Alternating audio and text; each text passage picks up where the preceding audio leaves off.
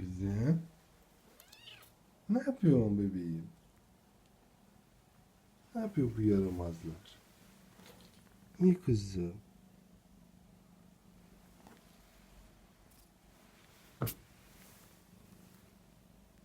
Benim güzel kızım.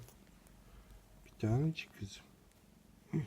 Oo, babasının kaymak kızı bu kaymak. Oy bu yaramazlara bak sen. Bu yaramazlara bak. Allah'ım yaramazlara bak. Yaramazlara bak. He? He, yaramazlara bak. Yaramazlara bak. Ne kız?